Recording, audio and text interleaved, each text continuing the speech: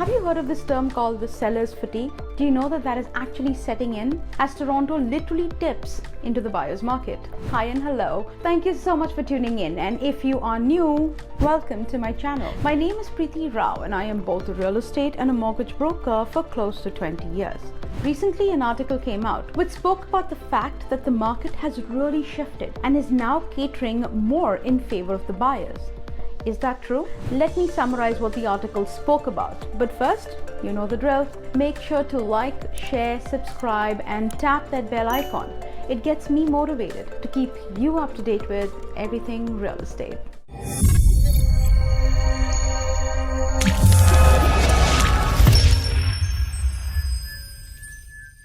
Now, this article starts with Toronto Realtor and Chartered Accountant Scott Ingram saying that September coaxed a shift in the GTA housing market. Different pockets and different housing types can and do experience different market strengths. But to generalize, it seems very clear to me that we're in a buyer's market right now. His words, not mine. Although Treb hasn't explicitly used the phrase buyer's market, the board's chief market analyst, Jason Mercer, has only said buyers may benefit from more negotiating power. In September, there were 4,642 sales recorded alongside 16,258 new listings, resulting in the sales to new listing ratio, which is also known as SNLR, of 28.6%, the weakest in recent years. Now, that being said, September is usually the lowest month for the SNLR because lots of new listings hit the market for the fall, and the first couple of weeks are slow for sales as families are setting back into the school and work. It's not easy for them. But this 30% is the lowest single month since at least the start of 2011. And it's the same story for the city's condo market, where the sales to new listing ratio has plunged to 25%. That figure is well below the 10-year average of 49% and is the lowest single month in records since the start of 2011. Key reason?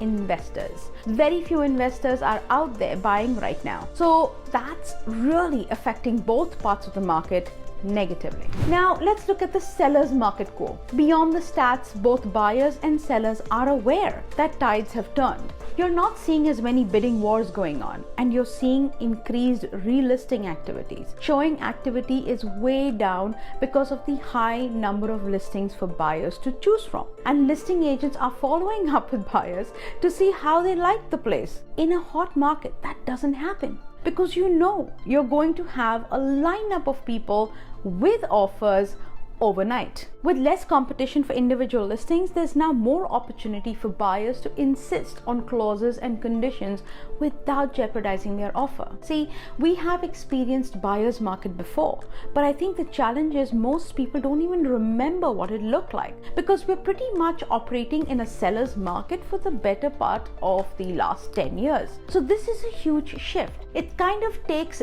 resetting your mindset as a seller and figuring out what did it look like when properties sat on the market for 30, 60 or even 90 days. I remember 15 years ago, it felt like we really succeeded if we sold a house in under 2 months.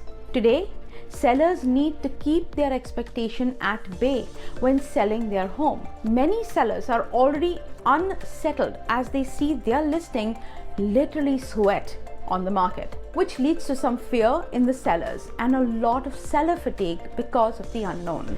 Now, will this ever end? I am sure it will, because remember, history repeats itself. Going forward, we're not necessarily going to see prices crash like we saw in the US in 2009 or that we saw in the early 90s in the GTA. But I would say there's probably more room for adjustments, especially if interest rates stay up. Best case, prices will stagnate for a while, and that could be for a long while. At the moment, from an affordability perspective, the mechanics just don't really work right for households to buy at these prices. So there is a strong possibility that price adjustments will continue. I really hope you like this video and stay tuned. And if you have questions or want any kind of clarifications, please don't hesitate to call me. If you still don't know who I am, go check my rating on Google and read my client reviews. Till then, Take care. And if you found value and liked this video and would like to see more content, then click on the boxes on the screen.